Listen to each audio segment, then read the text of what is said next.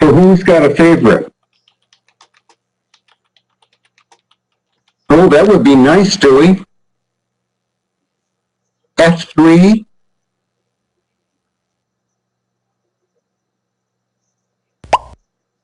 Yeah, that would be very nice. Perseus double. Perseus double. We started there, Matt, but we can go back.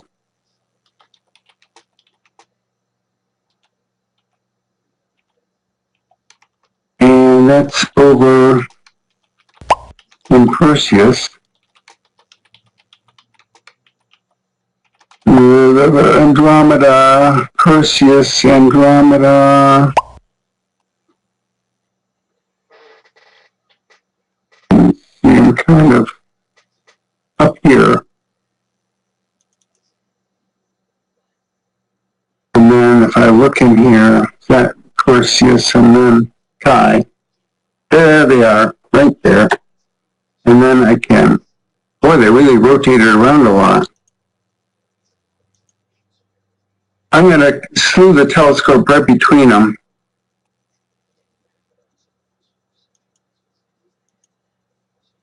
And I love the double cluster. There's no problem at all with this.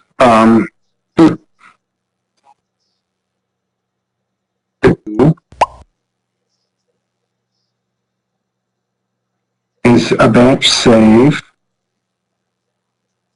for that one picture.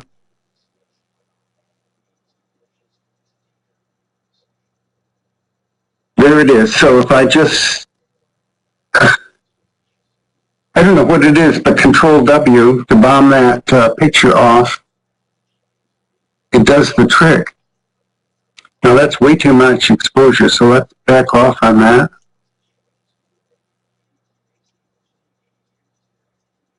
We'll stop that 20-second and we go down to 5.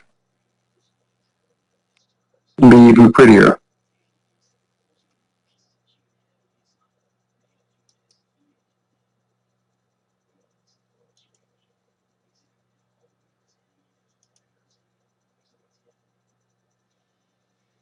Operation completed. I'm going to bring the white set down. If I can grab the, there it is. Grab the bar. Yeah, there's the double cluster.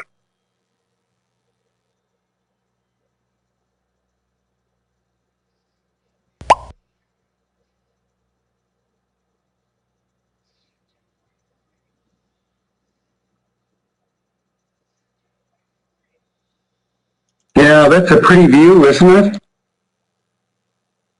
That's one thing I really like about the 2.3, that 2.3 million pixels makes a big difference.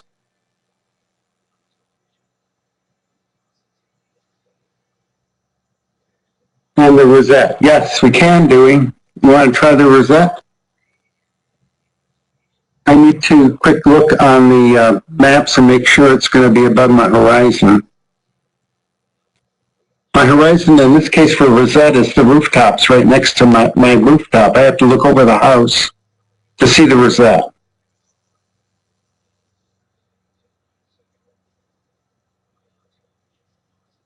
I need about 35 or 40 degrees of clearance. Let me take a look and see where the rosette would be. I could, in this case, we could just go Sky Tools and Rosette.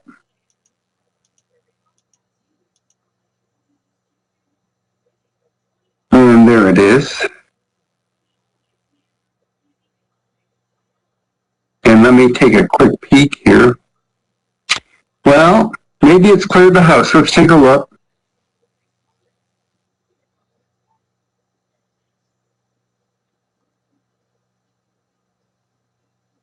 We need to slew the cursor.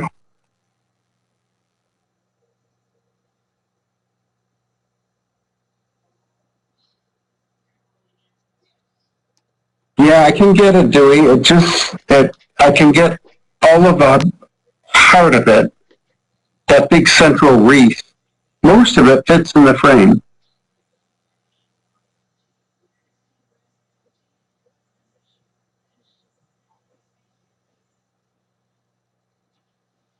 So here comes the telescope.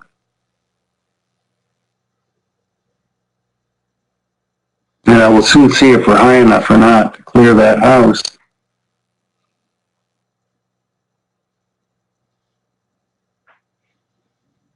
Okay. And nope, it's the house. We have to wait for a while before it clears the roof. Sorry about that. What else would be good? Orion and Rosette. But we have to find things that are above that.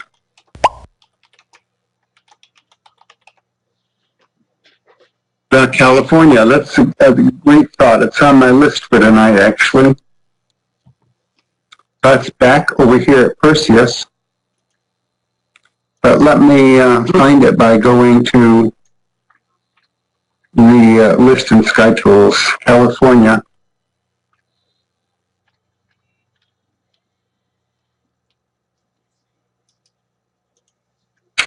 Well, I don't see it under California, but I think I can find it just on the map.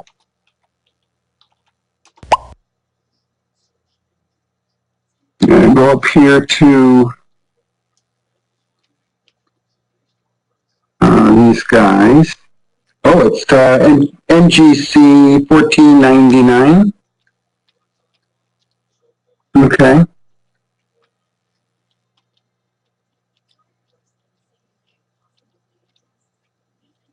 NGC, not in that list. How about this list? NGC 1499.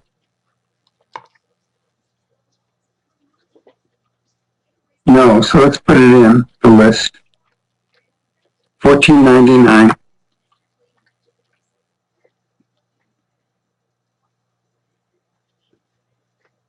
Add to the list.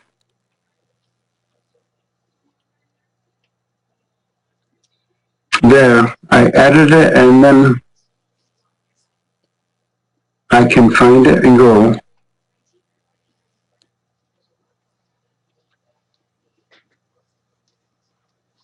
Gee, that's annoying. I added it, but I can't find it. NGC 1499. Maybe it lists as the California Nebula now.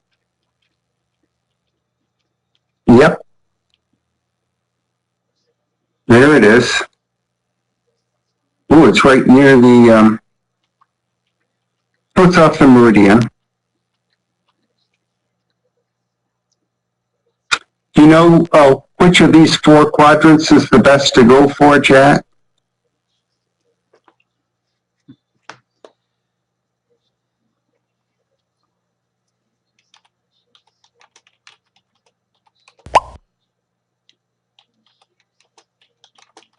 Okay, well, it strikes me this was a good one right in here. Let's try that. And I can't get the whole thing in. I'm pretty sure about that. Let's see how big the camera is. Whoop, wrong window. Here it is. Operation completed. Oh. So we're going to have a view something like that.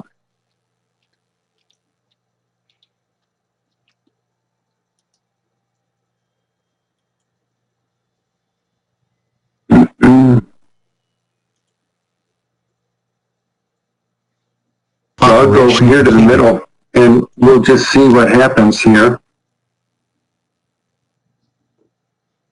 All right, there.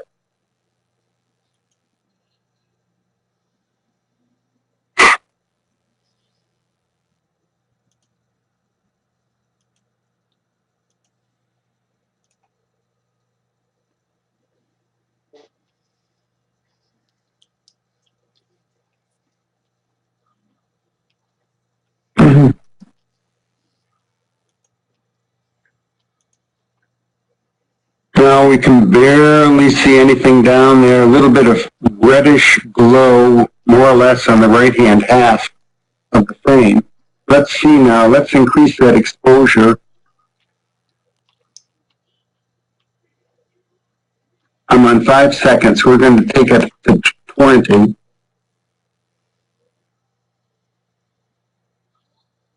And maybe if, well, let's see what, the gain is 25%. Maybe that's just too much for a long exposure. We'll see what happens.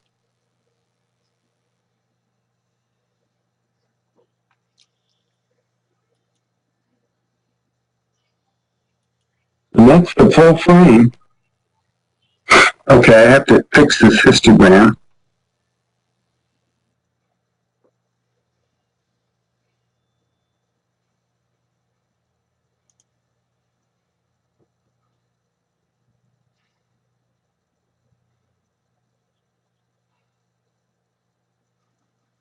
Well, there's the one red streak of the California.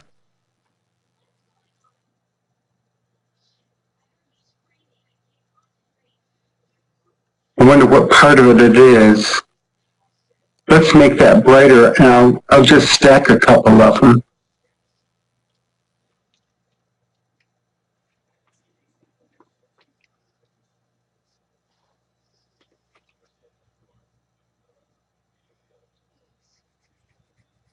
I'll stack the original one too.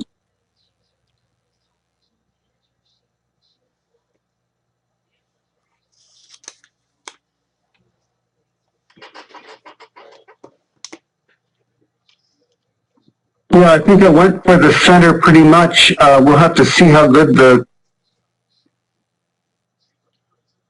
integration comes through. Might be some more stuff on the left there.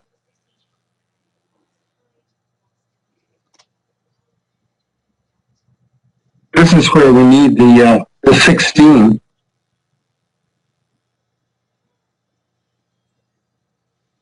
Okay, 2 pictures have been accumulated. Here comes the third. And I'm seeing some, oh, I guess I didn't, yeah, I have clicked the line, but let's see what happens if we can catch up.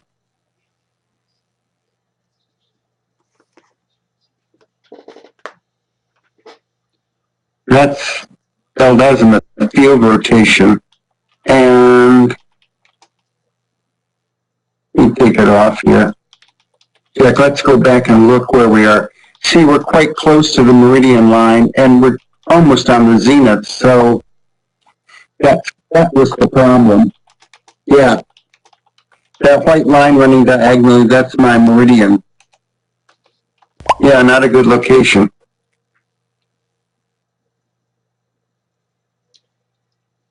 Yeah, that's true. Well, I should have spotted that right off.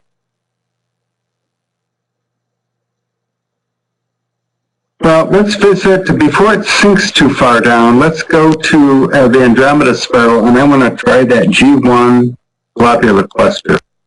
That's part of the Andromeda. Okay, so it's easy to find Andromeda. She's right there. Already past, well, 58 degrees altitude or so. There it is. And let's go to that.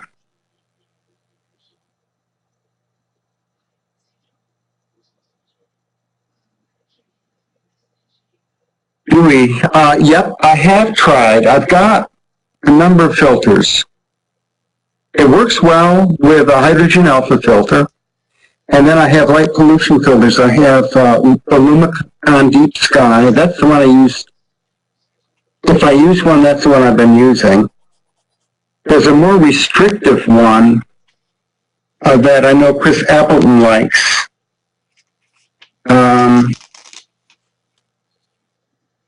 And it gives better color than the Lumicon, but it does block a lot of light. And it blocks a lot of infrared light, so it's not a good choice for me if I'm looking at galaxies. I like to have as much light as I can get. And Rock's suggestion, I've just kind of been working with that for the last half year. Don't use any filters at all.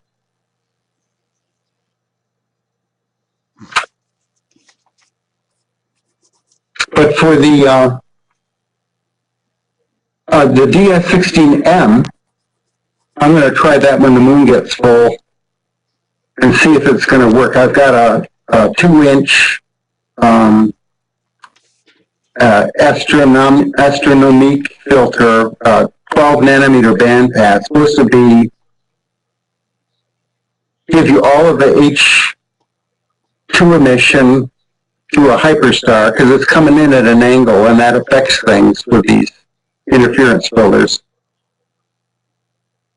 And so we'll have to see. Ooh, hey, that's looking fun. Now, what did we give this? This is still on 20 seconds, I guess. Yep, 20 seconds. Well, we can do a lot with that, with just averaging it, right?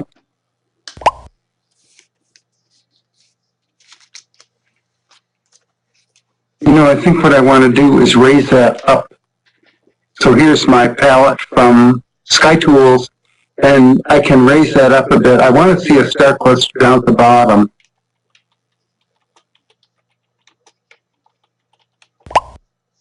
Over in the extreme right, you can see M110. That's a satellite elliptical, a dwarf elliptical. And then on the left-hand side, that big guy, that's M32, another dwarf elliptical. Okay, I'm going to lower it down just a bit. That was too much.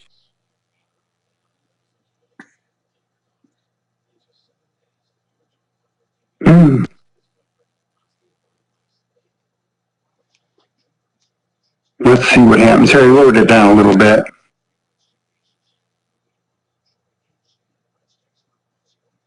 This refresh should do us good. Yeah, this is fine. I was just trying to bring in this little cluster down below here at the bottom. This is NGC 206. It's actually a bunch of H2 regions and open clusters clustered together in a mammoth area of starburst and very bright stars there in the galaxy of Andromeda.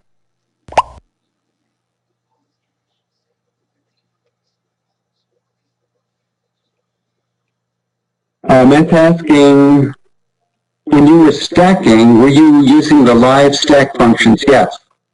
Uh-huh. And the dust lanes are coming in nice. Let's see what we can do to fix this up a little bit better. The brightness is fine. I'm going to darken it a little bit.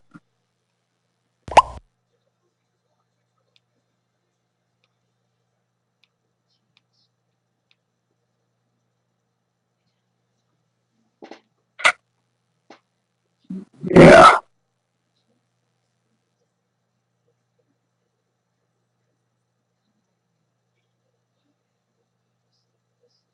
So the scope's behaving pretty well tonight.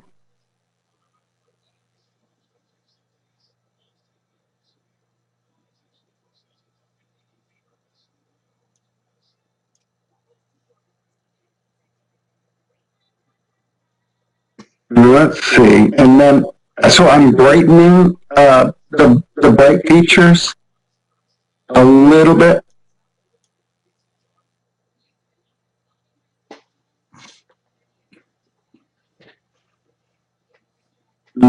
Probably too much. I'm going to back off.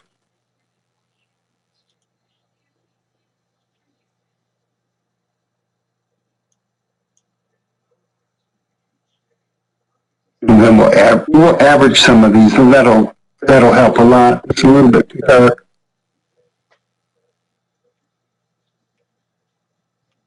If I darken it too much, we can't see those dust lanes.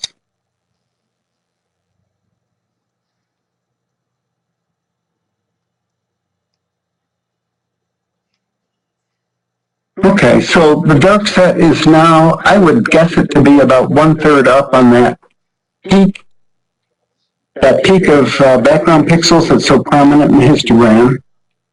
And the peak is actually at 150, so it's a pretty bright picture because of the 20-second exposure. And I've got a spread between the white set and the dark set of about 75. So let's now average this to see if that helps reduce some of the noise in here. I'm going to click on averaging, and we'll average for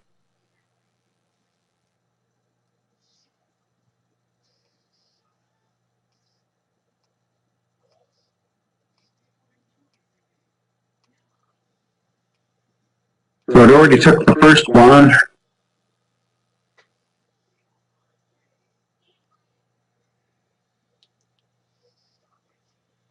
And there's the second. It looks better already.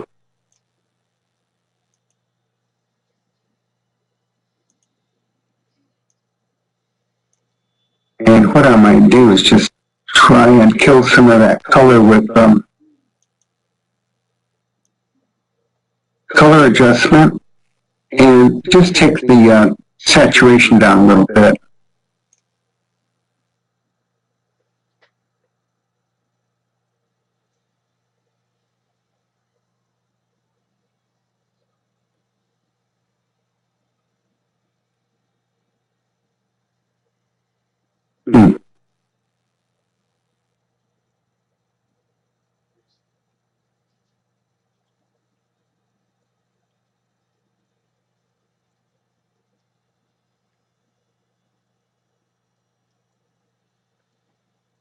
Well, that's looking pretty good. I have averaged now about 3 or 4 of them.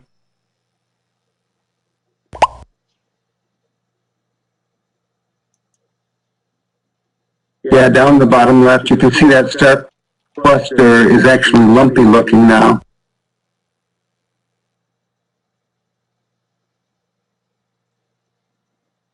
Okay, so what I'm going to do is pop us back into regular mode, single frame mode. I click a picture of what we have here. And now, let's go over here to Sky Tools. And I will click on globular clusters.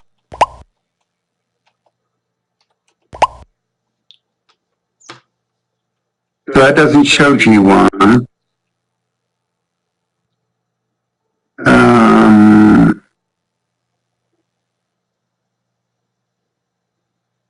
Here's all deep sky. So if I go to my list here,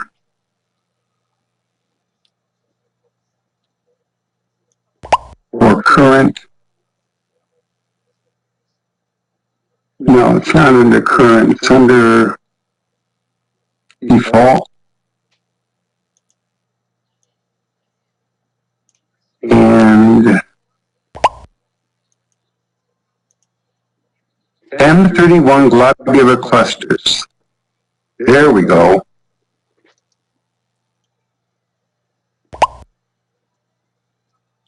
And down at the bottom is there, that's one, the one we want. It's called G1.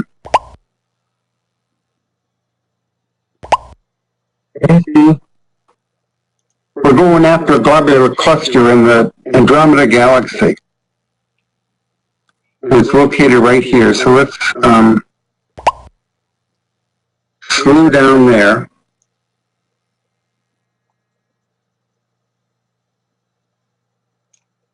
There's the galaxy way up top. Can you see it? You can see how far away this globular is. It's way out there. This is an enormous galaxy.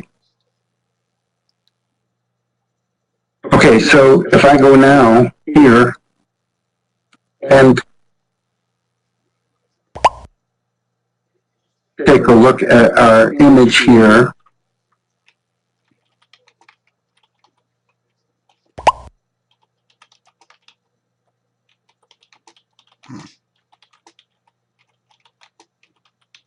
yeah, and then if I zoom in, you want I recognize it.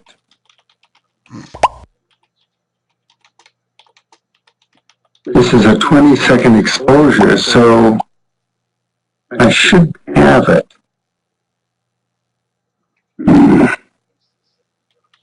Oh, ha ha ha, you got it. But see this structure right here? It's actually two stars here and here, and then between them is the globular cluster. This is a huge globular. It's supposed to be something on the order of a trillion stars.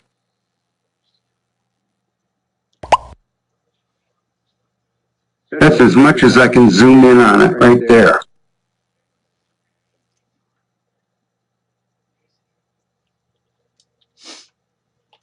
Hey, Brian. Oh, Jack's asking, which dot is it? It's the center one there, Jack. So it's three together. Can you make that out? And the middle one of that triangle is the globular. I'll circle it. Use this one. This one. That's the globular, right? The top one of the three.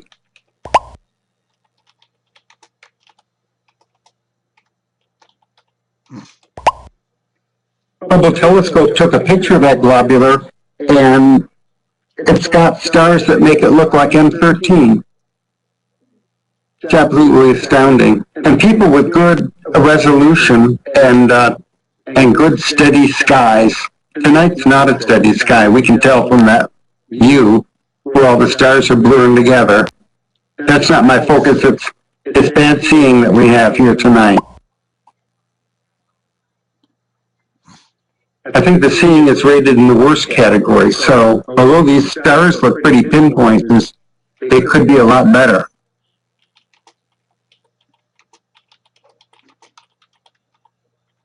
Well, I think I'm going to grab a picture of that. Okay.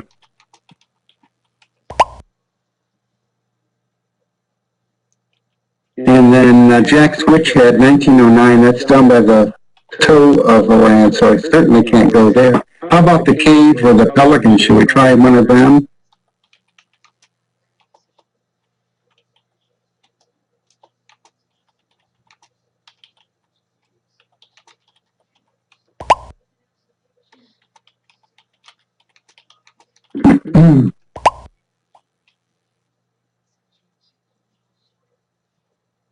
The pelican is faint. Well, let's try that. I've had it before, and we actually succeeded with it.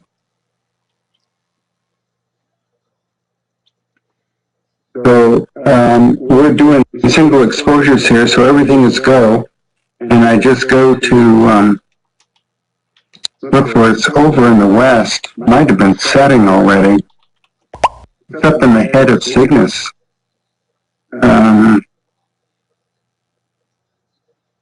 No, it might be too low. I think it's kind of low for me.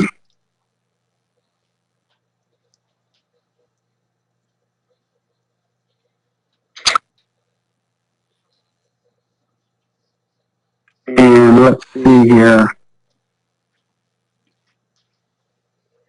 Let's go and take a look at M77. Well, over there is the Skull Nebula, 246.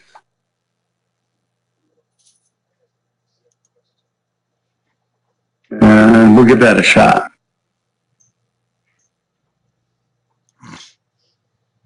And we'll take a look here.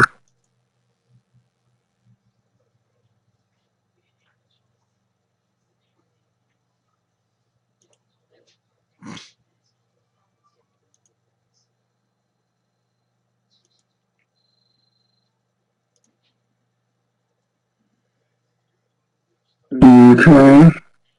And then I want to put it back to auto-generated lists and where I was here. It's repopulating my list. There we go. And then I'll do a search for M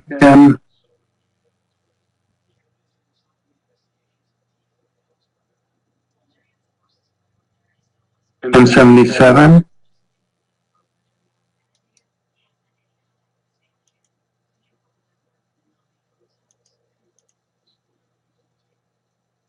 Okay, it's right there.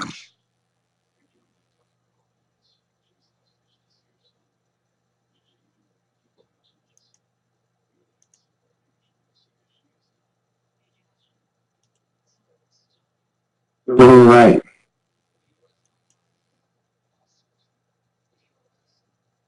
And here comes the scope already.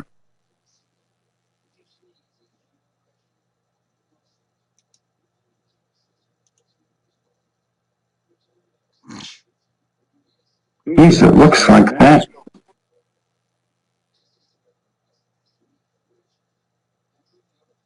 Well, it's getting some competition from my neighbor's house. Yeah, that's the histogram peak is way up at 200. So I'm going to bag going to this one. It's just too bright an area there.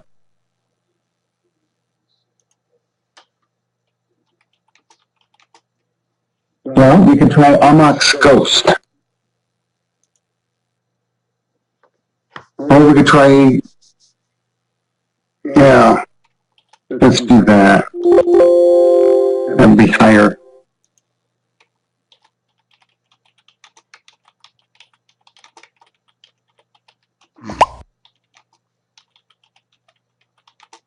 I think this is Amok.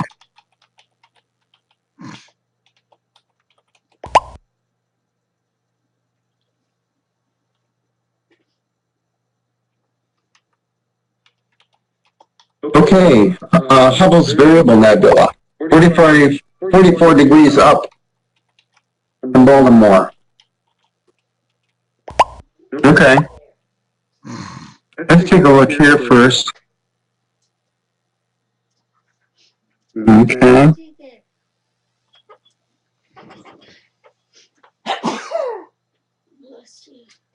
You guys didn't pick Amok.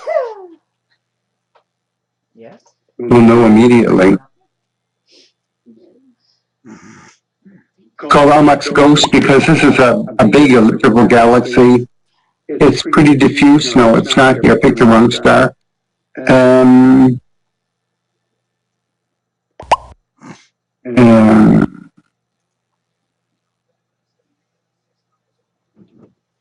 What do you think if I put that Amok. compression boot on it instead of this? Would it Regular boot yeah. Would it be Mm. that's good? that you didn't use? No, a compression boot. You have a compression Would boot? you Hmm. up? Hey, Bill. Try it, yeah. Where is it? We're looking for Amok's Ghost. It's in the pocket of one of my medicine bags. They're both still on the bed. No, but I can go get them. I'll get them. Well, it's right in the outside pocket of one of them.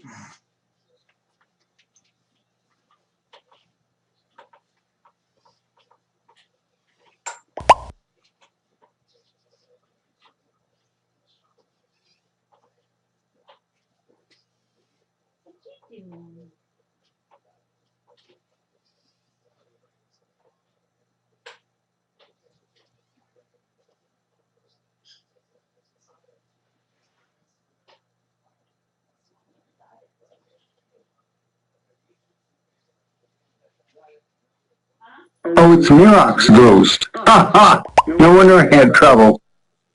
Okay, let's go to Mirok's Ghost.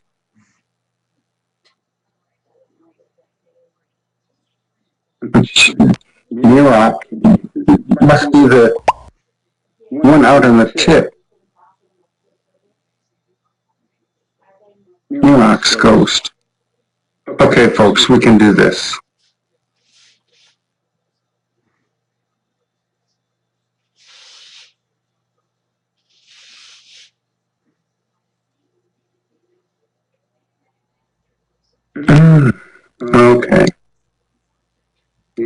Andromeda, right here. Mira.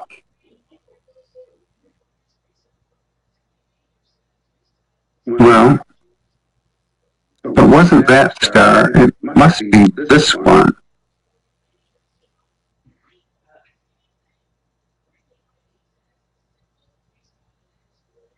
Okay.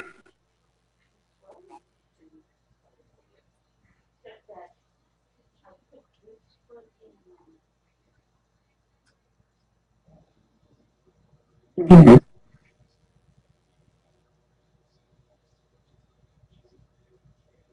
Wow.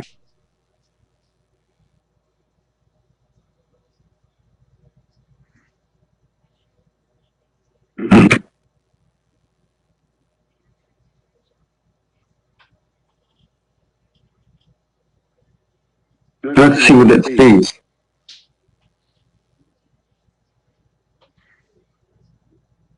Well, again, I'm not seeing it. Well, rather than me struggle trying to find Mira.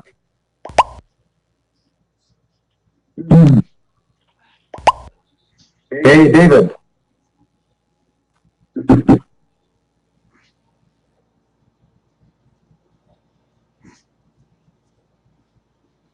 Anybody have any requests they want to see? We have, everything I picked is getting down low in the horizon now. I can't quite get to the Orion things or the Rosette because they're behind my neighbor's house. Bubbles variable. You got it. Okay.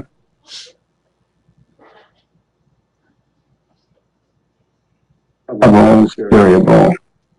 Hopefully it's in my list. It is.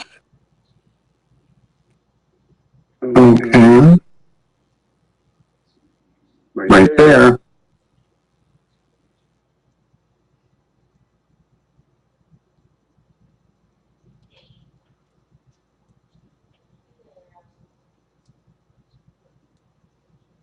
Yeah, about 45 degrees elevation. Just like you said, Jack.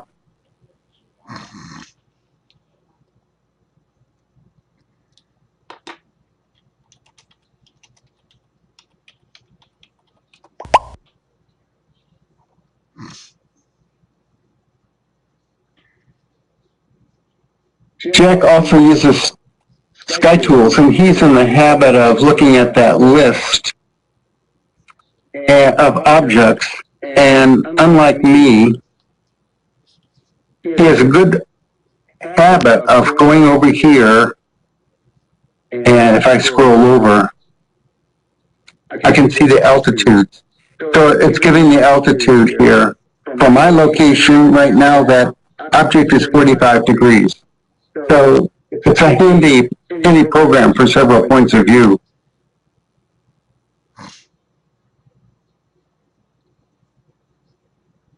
So we'll go back to the atlas, and it's there. So now we can go here. Oh, I see it. A little white flocculent cloud right here. Let's see if we can kill this green.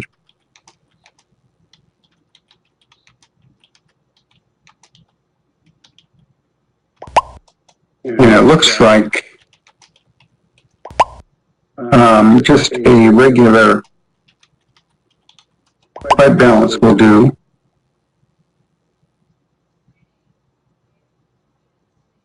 Changes shape and changes intensity.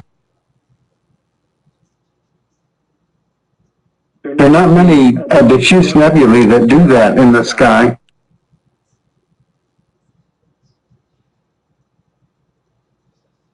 Again, it's a very bright region here I have with 20-second exposure. It's getting some of the housing effects here. But there it is. It does look irregular, doesn't it?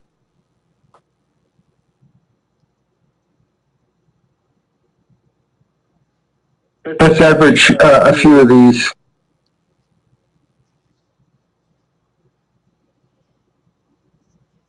and see if that helps. The first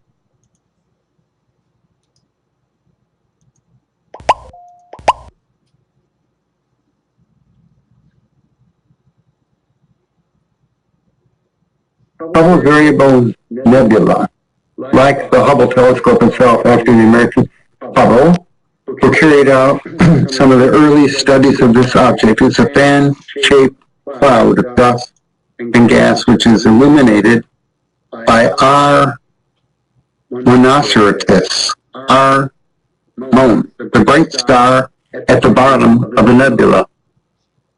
It's a bright reflection nebula, and I guess it's a star. If it's variable or irregular, it must flare up, and then the brightness of the nebula changes. It's like having a built-in amplifier.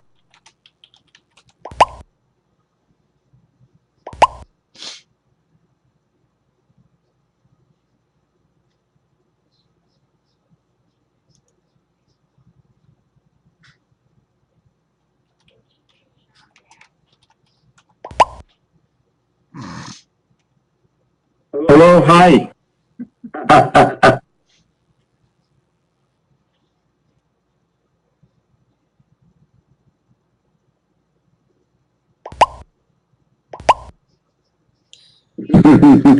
hi. Hi, you've given yourself the name. Hi, and good evening, Doug, Jack, Bill, Louie, Brian, Steve, Matt, and Guest. That's a long name.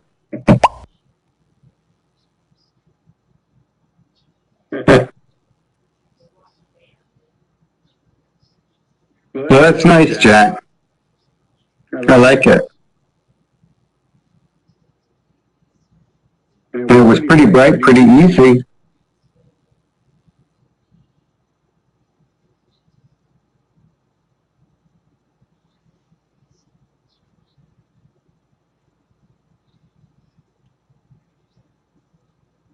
And it looks like it's right in the winter Milky Way there. Looks like a big light obscuring cloud of dust over there to the left.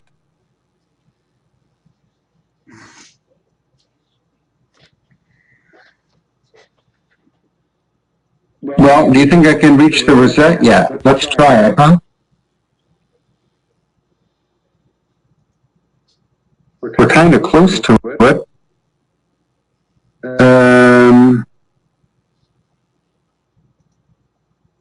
The rosette is right next to it.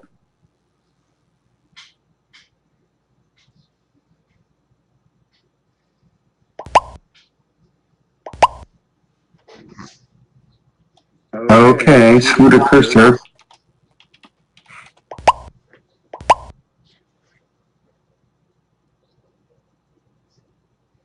So this is a beautiful H2 region. It's got a prominent cluster there marked TYC, and then there's a couple of NGC clusters that are labeled. In fact, they're all over the place, and some calendar objects, which are clusters. There's a big area of starburst, and the rosette refers to a cloud of ionized gas right here. So let me go back. I need to undo us from.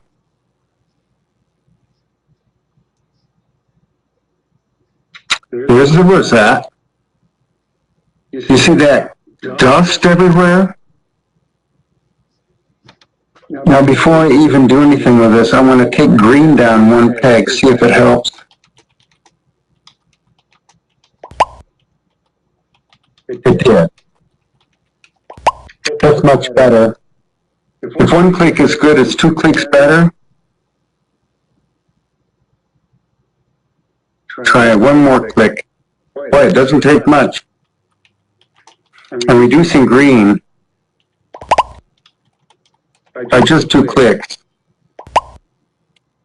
Well, that might be too much. What do you think? I'll go up one.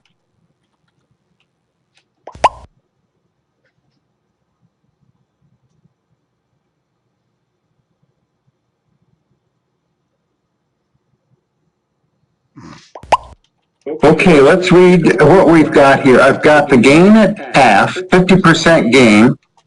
I've got the exposure time on 20 seconds. And we should put the saturation back to where it belongs. There we are. At normal. Wow, I'm looking at my histogram, and the peak for this histogram is way up there at about 180 for that background peak. So there's just glowing gas everywhere, and it's reflected in this peak. And I'm going to bring the dark set now up into the histogram at the base. I've come maybe 20% up spike with my dark set. There we are. Gosh, that's just 20. I suppose we could stack the original in one. Let's try that.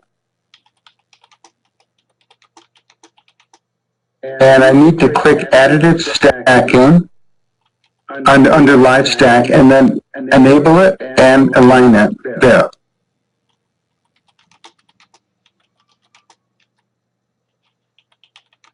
It's a pretty field, huh?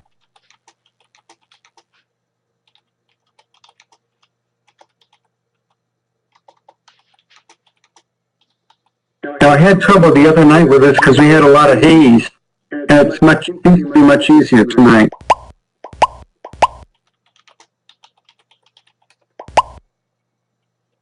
The first one hasn't yet shown us the stack. I don't even know if I can do anything with it because even a single frame is pretty bright.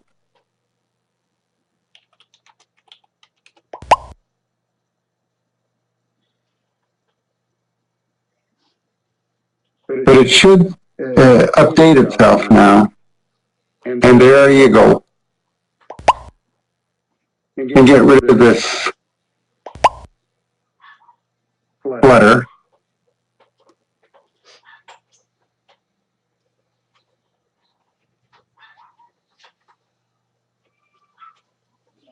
Yeah, that's looking good, isn't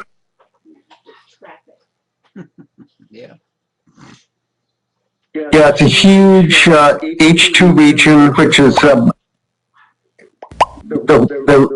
very hot O and B stars here in the middle of this cluster are blowing the gas out. So there's a big shell of glowing red hydrogen, which is all of this. And then there's some dark dust nebulae here, which are called elephant trunks. And you can see them coming down in here. Yes, there. Those are the most obvious ones. Maybe something over here.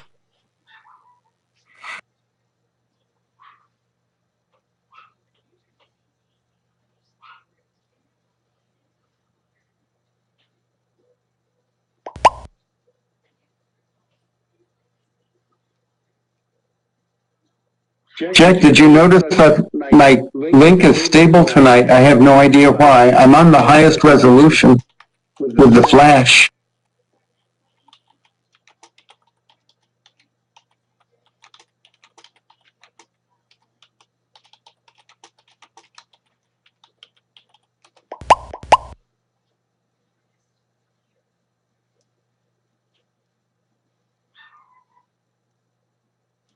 That field correction, correct the vignetting here. You know, that vignetting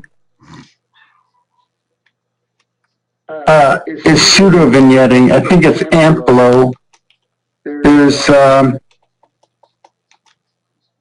there are bright wedges of bluish color here and here, and it's dark on this side.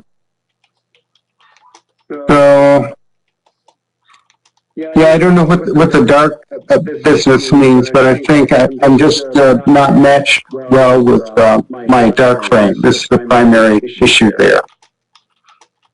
If I cut back, let me try doing this. let me unhook us from what we're doing. And here we go.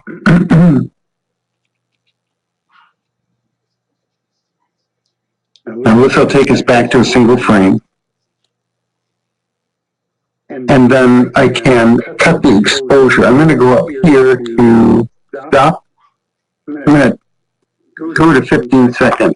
The dark frame is for 20 seconds.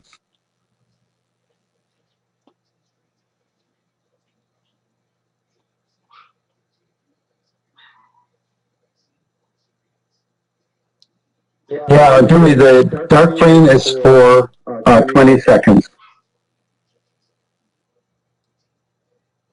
And, okay, that's because my histogram needs to be readjusted now. I'm dragging the dark set down to below the big spike, just to the foot.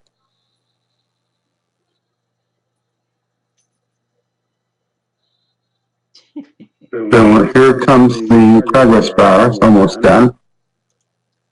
There. Now let's see what happens when we stack these. We can do the original and 1, or the original and 2. We'll do the original and 1.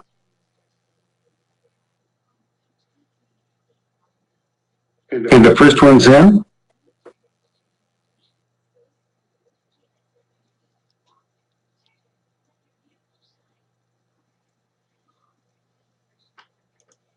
Okay, it's stacking now. Should update.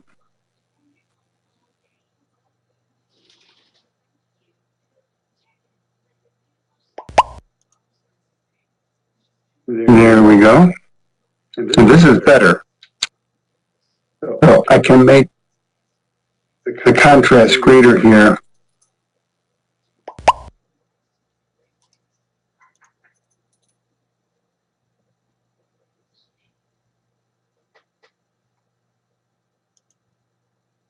That does a better job of it. So I guess the temperature maybe has changed outside.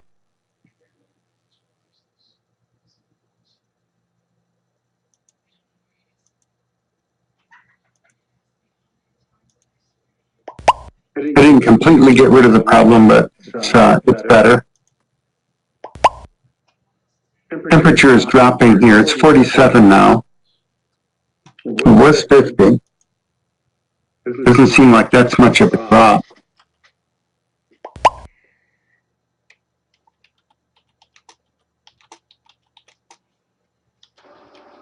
But that's quite a passable Rosette Nebula.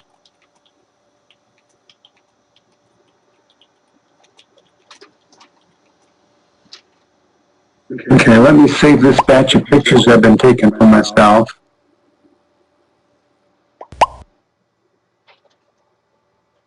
Boy, it's fast.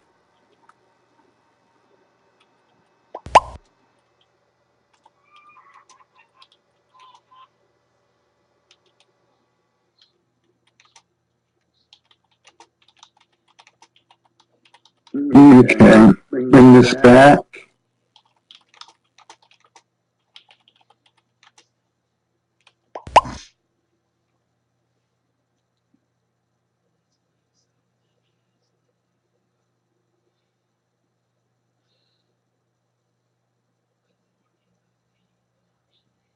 Yeah, that's a good point. I often will do that.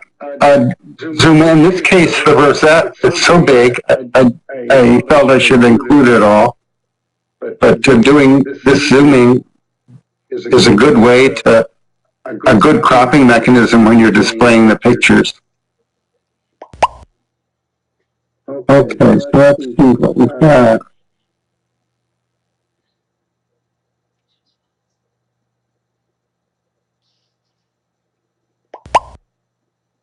And I need to apply a dark. So let me do that. Import.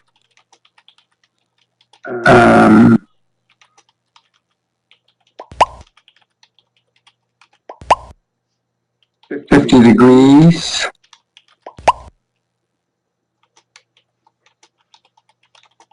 50% gain.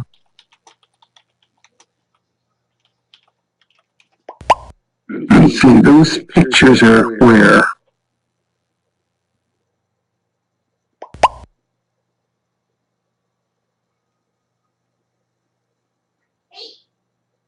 Mind if I just do it that way? Hmm.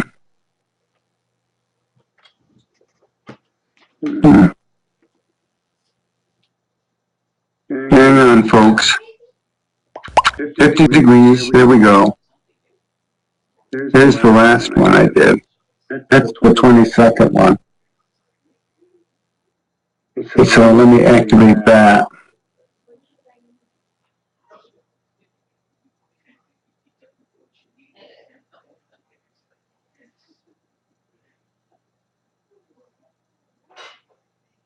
Yeah.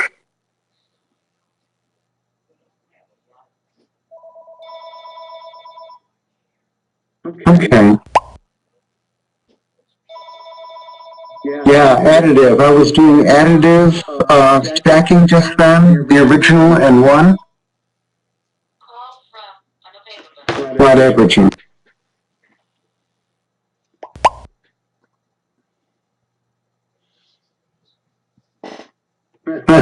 Fun. Yeah, how much fun is that? Like taking a cold shower. Okay. Well, let's go over and take a look at the Orion Nebula.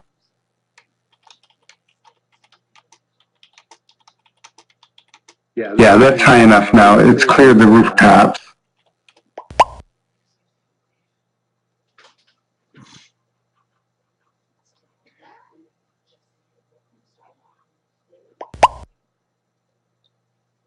Okay.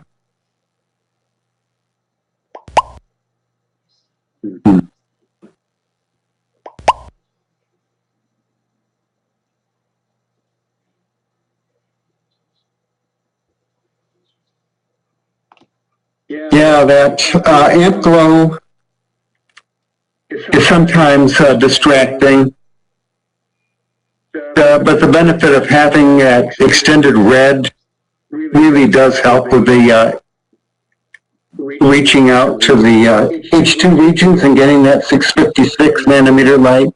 And when you're doing galaxies, of course, it's a big help. After this, we might go over and take a look at Boyd's Nebulae again.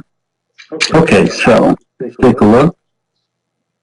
Oh, wow. So this is 20 seconds.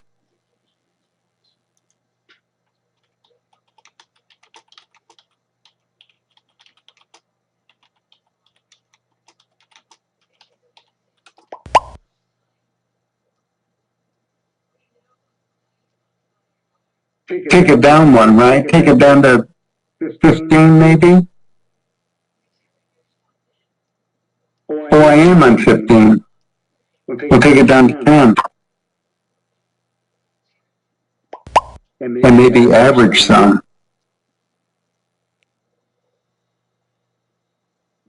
To see the whole beautiful bubble of the Orion Nebula, you almost have to overexpose that trapezium because we don't have any of that backing software that allows you to do a progressive integration.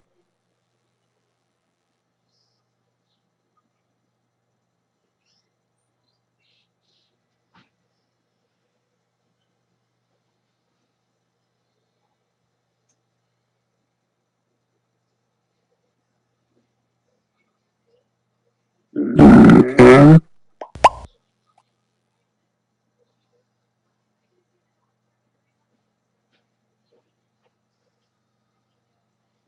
I'm backing off on the byte set. I've got about a 200 count spread on the histogram now.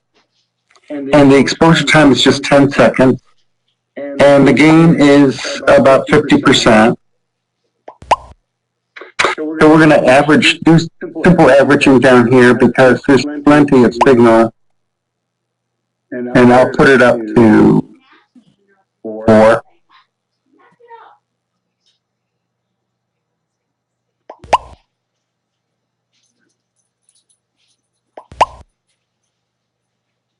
Yeah, it's great. The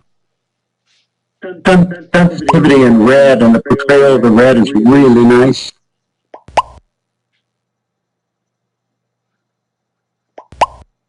So you can see it averaging now, and it is getting smoother.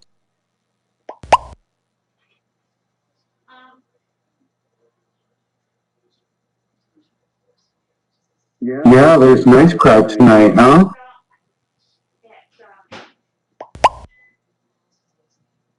If I haven't said hi to Will or David, welcome. Oh, there comes the satellite. This nebula often is visited by these satellites. Or I should say, I think a lot of these are actually stationary satellites, and the Orion Nebula and the telescope are tracking right through the location of the satellite. You can see how slowly that satellite is moving across the field.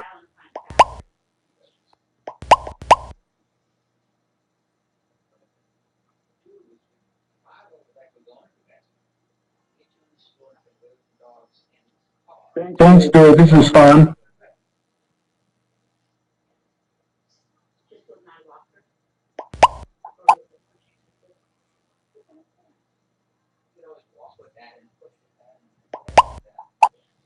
Now we did the original and four, so there are 5 pictures there. I'm waiting for that satellite trail to disappear. How come it's still there, do you think?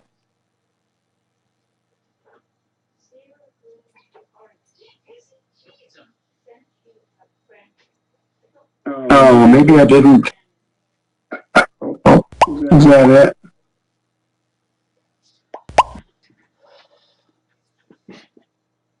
It seems to be averaging. Let's look.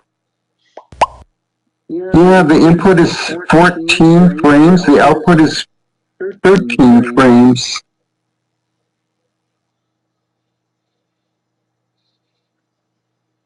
I guess the satellite line is getting fainter. The whole track is getting fainter.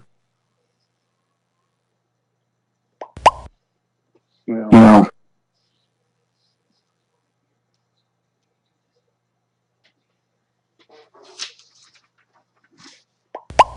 can't figure that one out.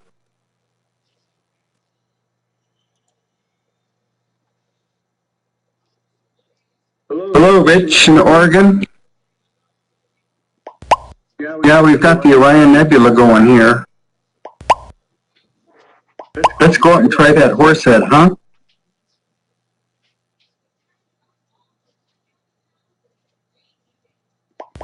Okay, so take one more picture.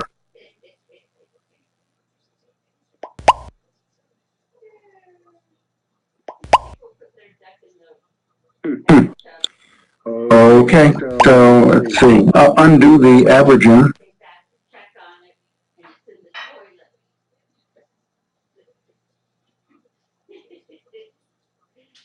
Maybe if we can always put this on a very short exposure, like video, and come up here and take a look at the trapezium. You can see him blinking around and twitching. That's from my seeing. It's pretty poor seeing tonight. But we can see that that's a trapezium with 4 stars.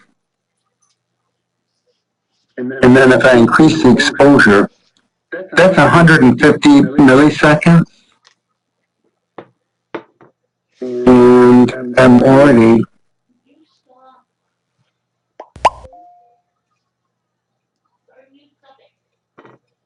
that's 800 milliseconds. Okay.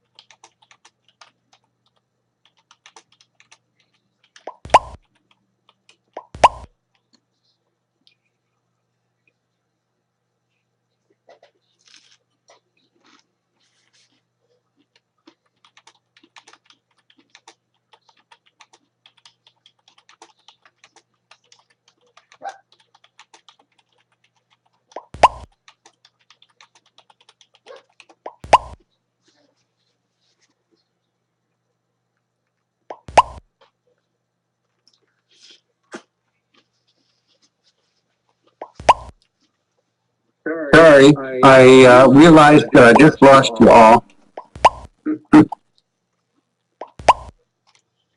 Let's see. You need to fix your resolution.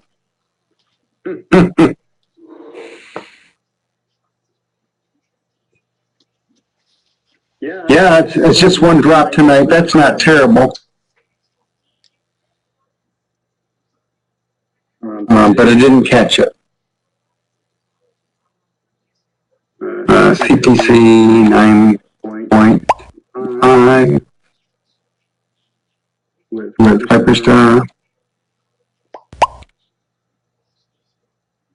and DS plus. No filters.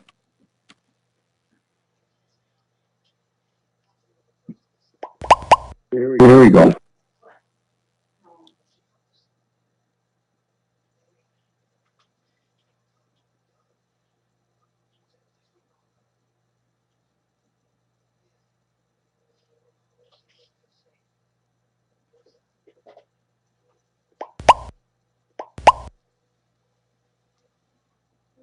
Is that Rock there? Hey, Rock.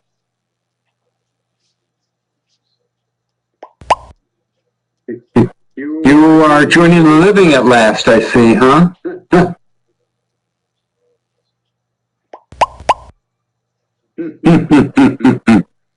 Well, you must be feeling a lot better than you had been. Good to see you here.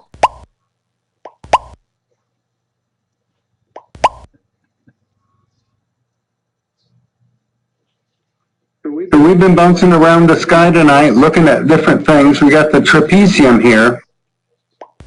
And to get that in here, I had to reduce my gain. So I took it down to 20%. And then we are in, I happen to be in video mode. It's only a 600 millisecond exposure. And the gamma is 0.35. And then the spread on the histogram is about 100 counts. We have a dark frame rolling, and we are doing average image averaging with the original and 4 frames per average. DSM.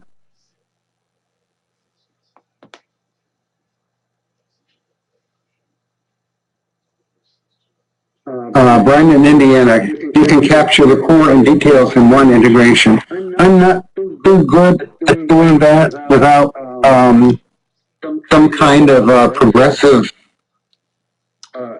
acquisition like you have in MilosLick. But right now we don't have that with MallinCam Sky, right?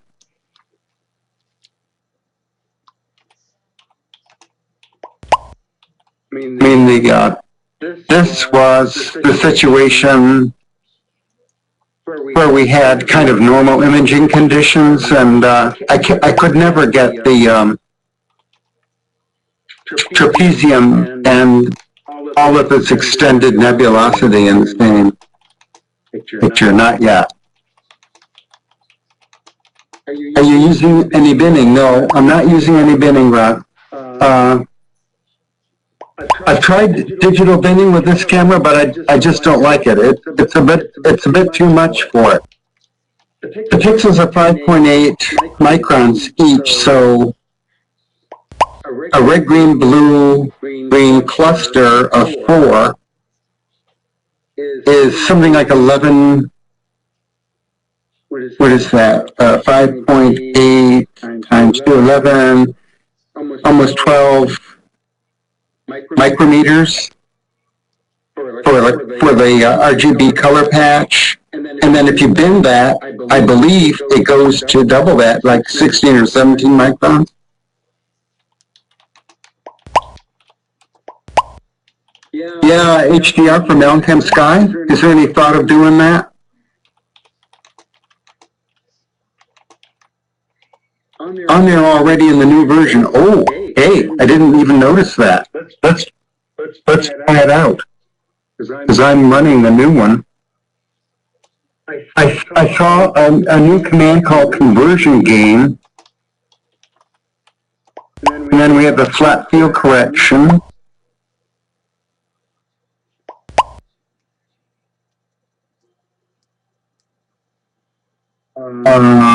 Okay, and then I'm looking up above the histogram, digital binning, ROI, sampling, rotate, flip, color gray, frame rate, but I don't see any HDR.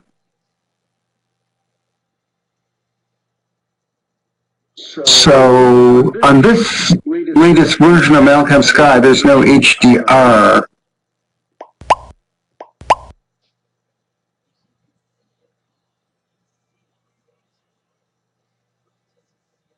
Oh, I see. Okay, oh, so maybe it's just not indicated there because the DS 2.3 doesn't support it. That could be.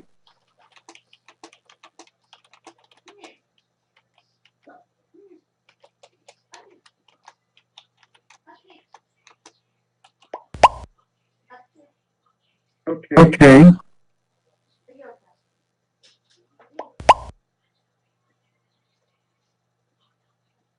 Let's go and take a look at something else in this vicinity, huh? Jack, should we try that witch head one more time? And then I wanted to try the horse head. All right, so here we go. The witch head. It's down here somehow.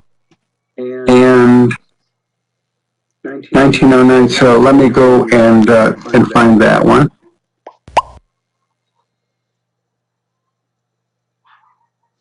$1909, witch head.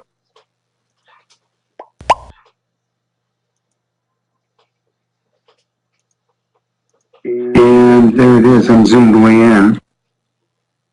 Oh, it's very close to where we are. Look at that. Okay. So, slew the cursor. She's still up there after that cat. We are now going to the Witch Head Nebula. This is an extremely faint H2 region, and I really didn't capture very much of anything of it a couple nights back. And we're going to see what happens tonight. Okay, so I'm going to go down here and start a 20-second loop. I'm going to put my gain back up to 50%. And I'm going to put my exposure time to 20 seconds. And I'll loop. Operation completed. No, can't loop yet. I want to get rid of that gamma. There. Now we can loop. Gamma's back to 1. Exposure time is 20 seconds. The gain is back to 50% where we've been. And here we'll see a refresh. Need to undo this live stacking business. Okay, so that's because the histogram badly needs adjustment. Hang on.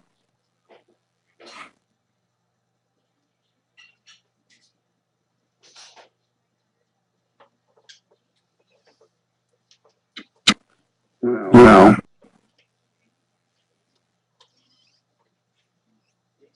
boy, this has really been a tall order to get this. Could be my location, which is right next to the house still. The peak of my histogram's at 200, so this is quite a bright frame, and it's only darker because I've got the dark set pushed right up against the peak. But Jack, I'm going to give up on it. I'll have to try it under other circumstances. Okay. So that sounded like a good decision. And then, horse head. That's ice C. Let's try that. Okay.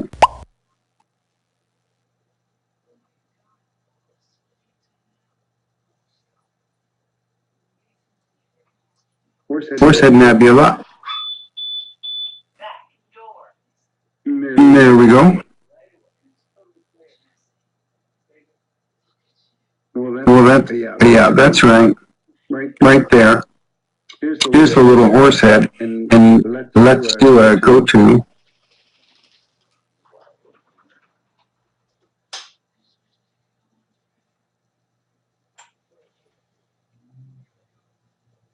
Here comes the telescope.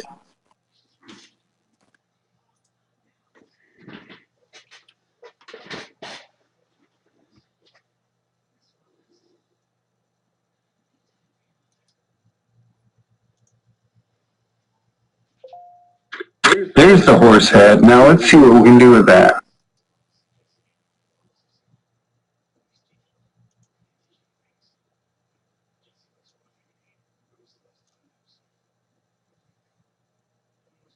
These are 20-second exposures, and this certainly will benefit from that. Okay, so we can already see it looming there. So now let's see what we can do with, we're going to stack. And I want to stack the original and maybe two. And click Operation additive. completed. Additive stacking, the original and two.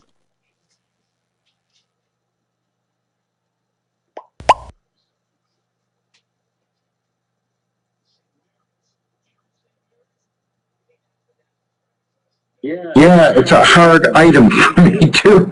It's hard for everybody who tries this. Okay, we have one in the dock. We're going to go for the original and two, so it's a stack of three.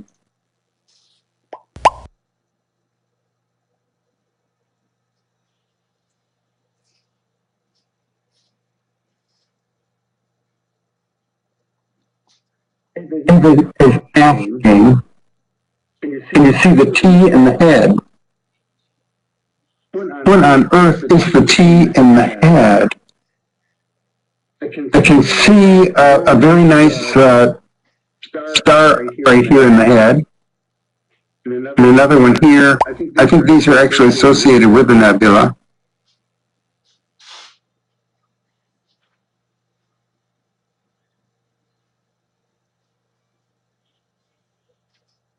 The nose and the air. Well, here's the nose. Here's the hair. Is this the T?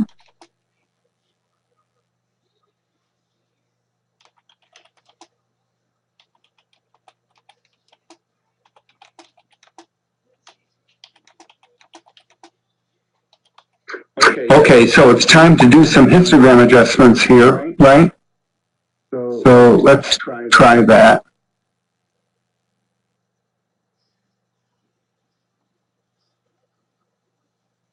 I want to kill the green a little bit as well on this picture. So I can give it one click down on the green. It'll probably be enough.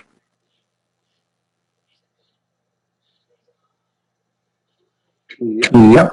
So now let's see here. I'm going to bring the histogram black set up a little bit more. To at least halfway up the peak of the background pixels in my histogram.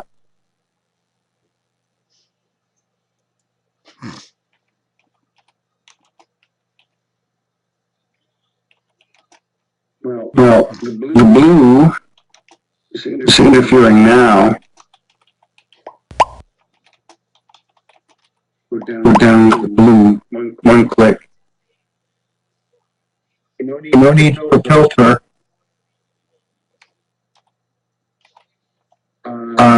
NGC 2023 is blown out. Have you tried binning 2, and then average stack to lower the noise. We can try that. We'll do that right after this, okay? And then we can compare them. Jack says I see 435 on the left edge.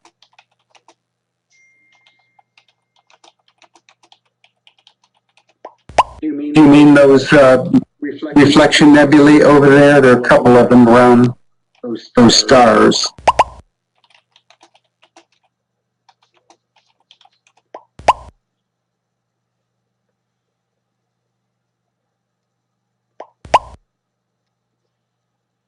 Thank you, Ski, for that description. Okay. Here's the amp glow. Okay, I see it.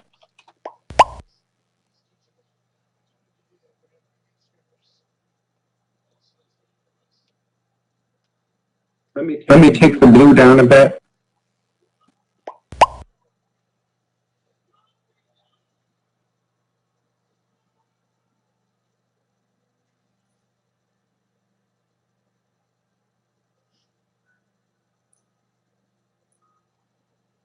In fact, when something is that prominent, I probably should just move my white balance tool. Anything that blue be easy to neutralize.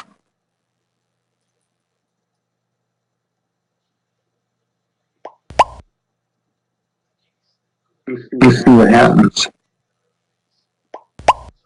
Yep, better.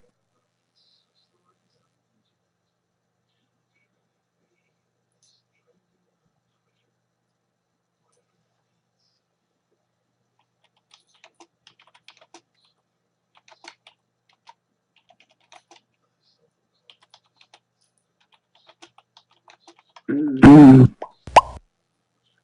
Well, now she's looking a little bit better, huh?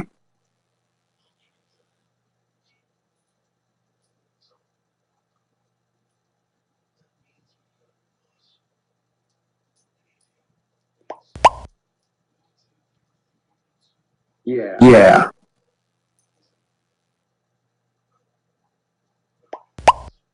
Just take some patience.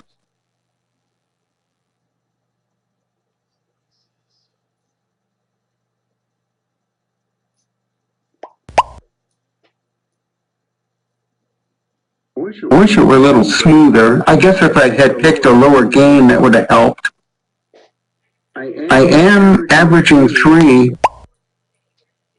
And the thing about it is, my histogram is up at about 150, 170 right now. It's the peak in the histogram. So if I had averaged 3, it would have put it too high to do anything with it. So 3 summed frames is the limit with my gain the way I have it.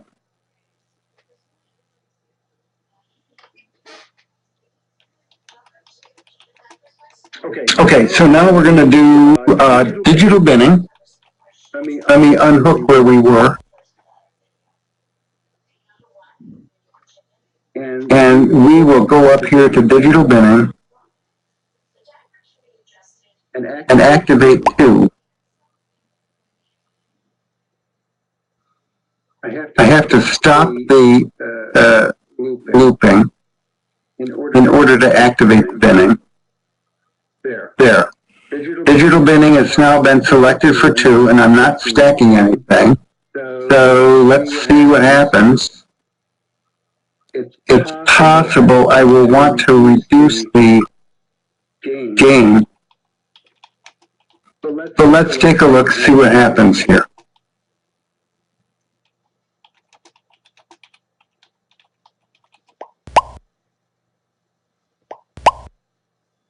Oh. Okay. So it's completely pegged off the charts. The histogram shows that the peak has actually moved off of the histogram to the right. So the gain was too much, or the exposure time was too great. So let's stop this, and I could do take the gain down to 20%, and I'm going to take the exposure time down to about 10. And let's see what happens with that.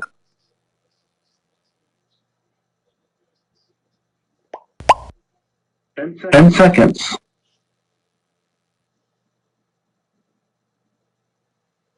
And let's check out what happened with the histogram. Oh, that's reasonable. The histogram peak is about 150, and that's where it's been for rather bright objects. And not looking too bad, Jack. Now,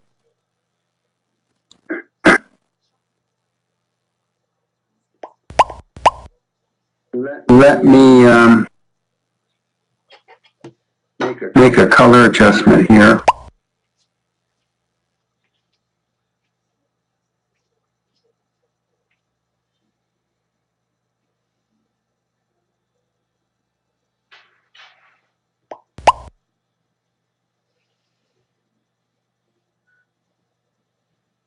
Yeah, that's better color.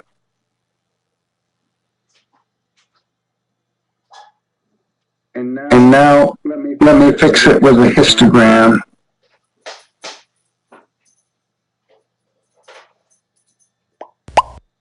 So we're going with about a, right here, that's a 75-point spread on the histogram. Now, increase the gain a little. And tune the histogram. Okay, well, we just had it at 50% and I lowered it down to 20%, but I'll bring it up. Stop integrating. I'll bring it up back to 50%. Right here. I loop that.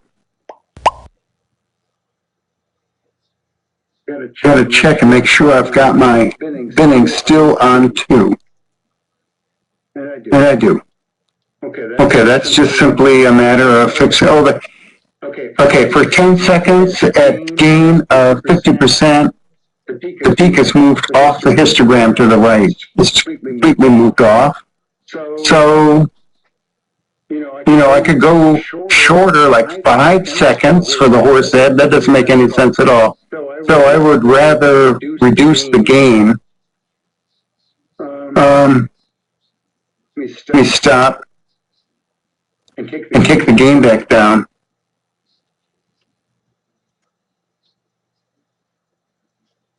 Let's see here.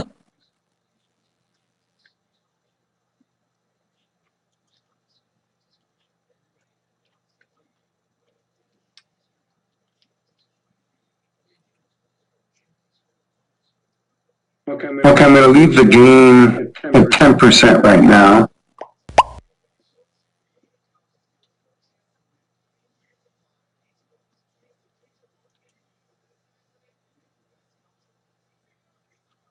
Okay, let's take a look at this. Okay, I can increase the gain up to something not right here. Let me check where my settings are. I still have binning at 2. And the time of the exposure is 10 seconds. And if I stop this, I can, if you want the binning at 30%, it's right about here, and loop.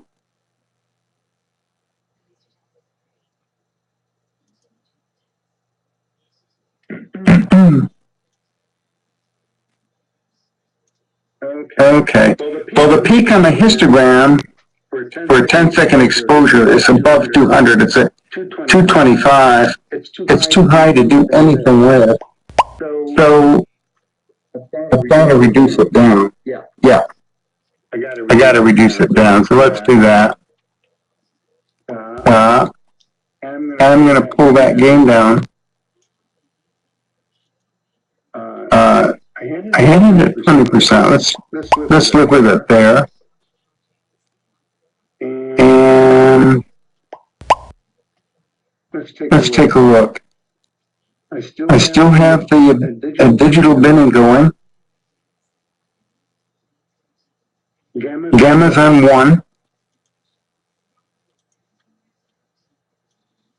and I've just adjusted the histogram, dark set. There it is again. That's not too bad. The color's pretty good. And I'm not sure what I'll do with this. I've got room on my histogram. I think I'm going to do the original in one picture.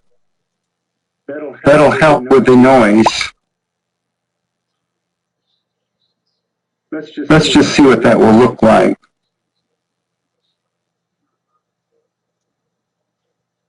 So the first frame is in.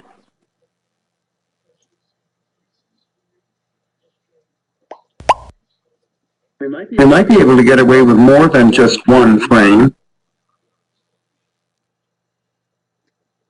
We're going to have a little bit of hot pixels because I don't have a dark frame working for us right now.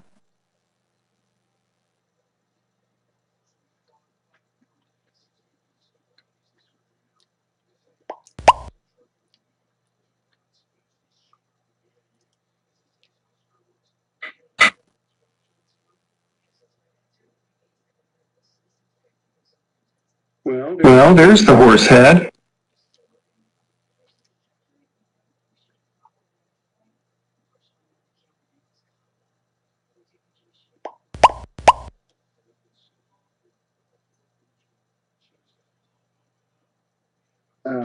Averaging mode of 4 frames.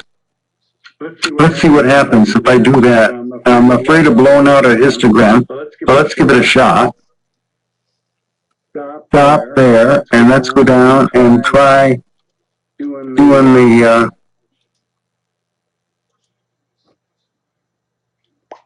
stacking. I'm going to increase that then to 4 frames.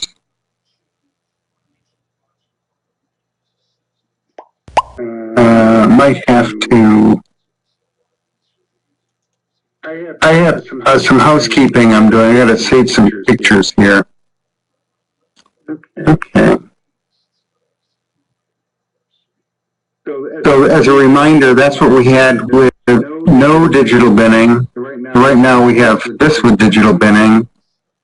Let's see what we can do to improve it. I'm going to go up to 4 frames. So we're going to take these out. There we are. And okay, so there's no stacking going on. Okay, so I can loop again. And set us up for, let's get 1 frame loading through. There it is. And let's go ahead and set the stacking up for the original and 3. Total of 4.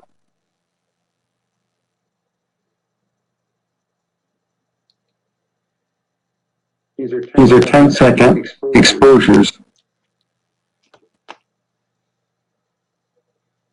And now we're waiting for the second and third. Took the second.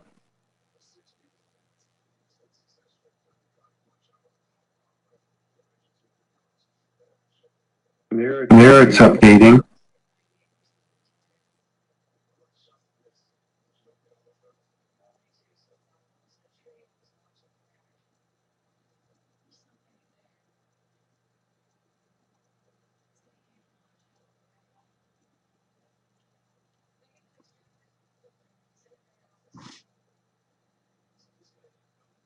Okay, I'm fixing my histogram. That's pretty good, Rod.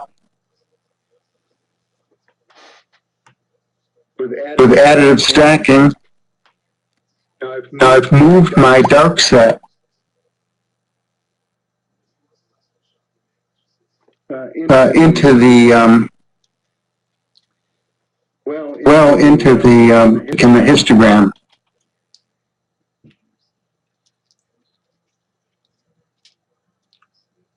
David, it's not average. It's adding.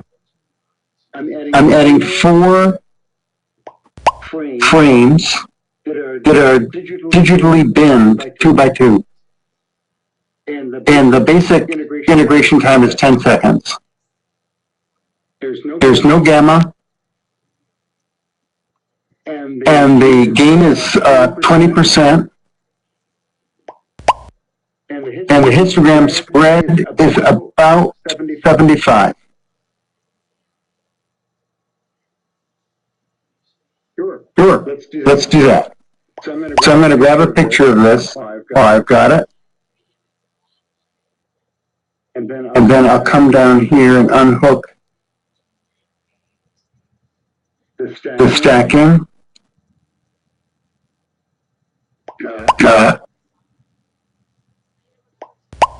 Okay, let's see what I can do to get it going. Tap on the picture, tap on, okay. Tap on the stop and loop again. No. Try batch saving picture.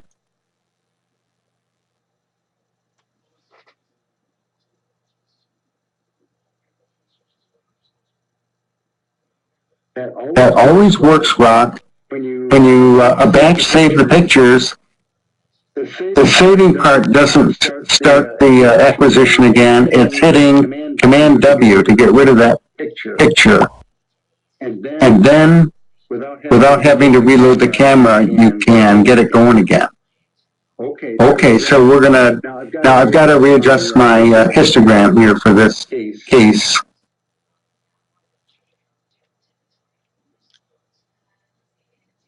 That's brighter. Now,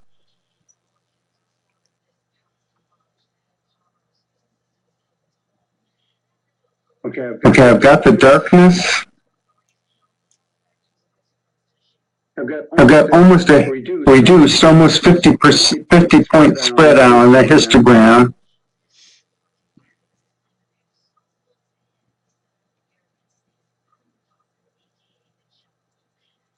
Okay, let's try adding these.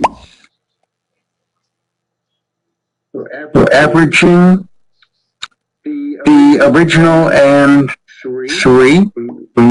Let's do original and 4. And activate it and align it. Yeah, we adjusted the histogram again. I had to pull it in a little tighter. Activate the average. Yep.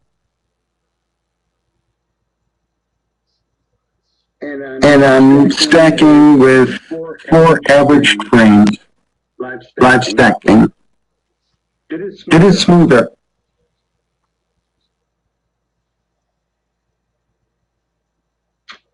But I think I like the additive stacking better than the average for this one. Yes, it does show a lot less noise. We already have 6 in and displaying 5, so that's as good as it's going to get.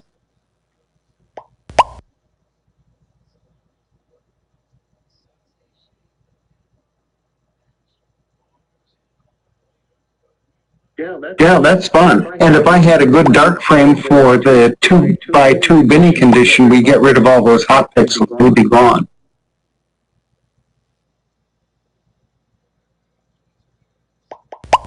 So that's what this is all about. You just play about with the tools you have.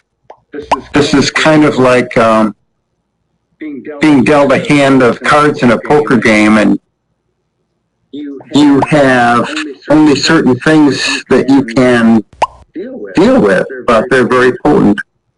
The gain, the exposure time, the gamma, color adjustments, and now the binning, and we have image corrections for noise with dark field. We have image correction for optical faults for the flat field frame, and of course the noise reduction by stacking and averaging.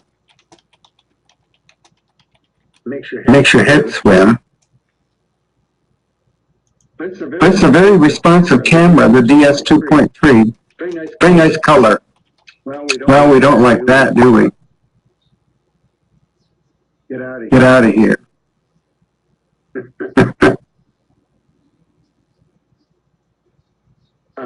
Try 15 seconds. Okay, we can try 15 seconds. Let me stop the scrolling here. The stacking. And go up. And stop. And I'm going to change from 10 seconds up to 15. And we'll be looping that. I still have a gain at 20%. Gamma's at 1.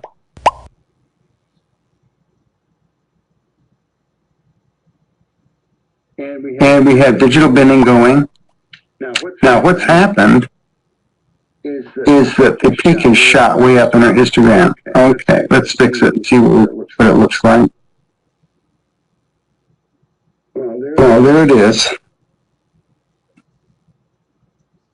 This is 15 seconds.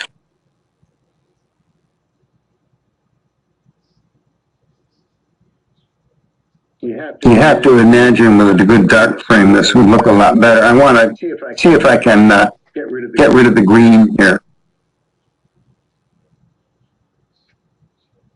Green down a peg. Yes. Okay, so that's good enough. Put that down here. And then I'm going to adjust the histogram. Bring it a little bit up, darker. And we do the same drill again. Now we'll tell you that the peak in the histogram is at 200. Let's try averaging these. We'll see if we can get that head to look better. So go down here. Just activate the averaging. You're already set up for it. Okay, the first one's in. Waiting for the second. The star streaked a little bit on that frame. Hopefully we'll get alignment. Yeah.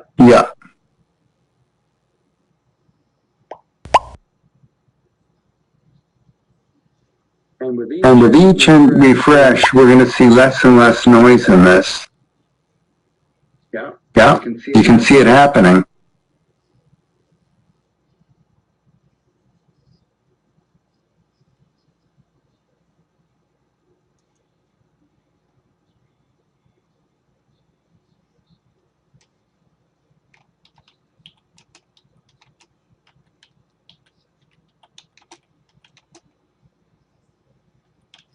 Well, I'll take the best of all these conditions that we had, if I can remember them, and I will post it on my Flickr page.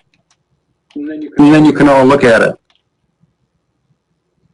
And I'll give you a link on the Yahoo MallinCam site.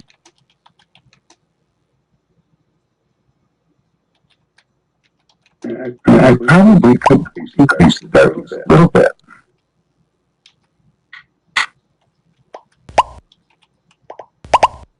Not bad.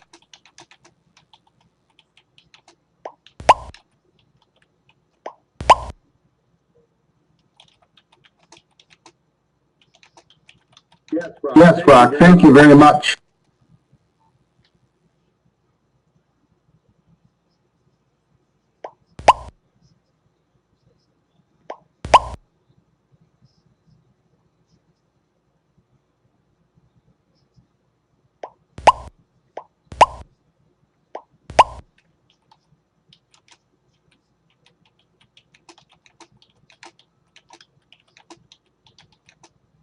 Yeah, indeed looks very nice, Rock.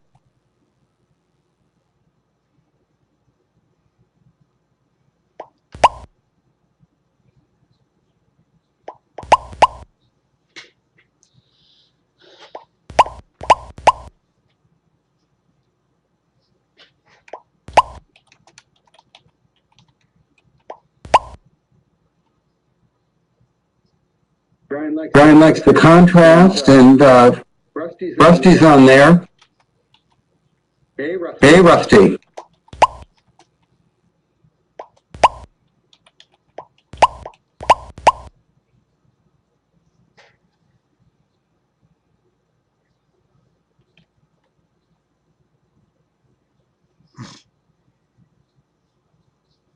Keep the binning at 2 and then use stacking. Average the lower noise. And no need for the Peltier cooler.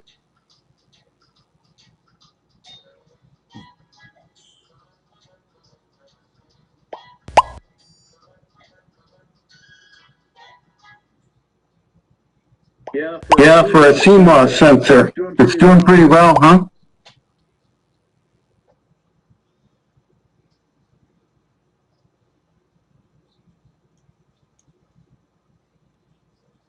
Mm-hmm.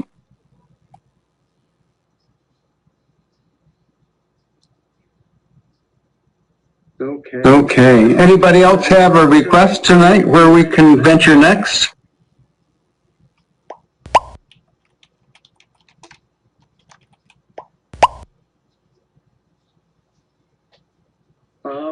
Running Man, sure.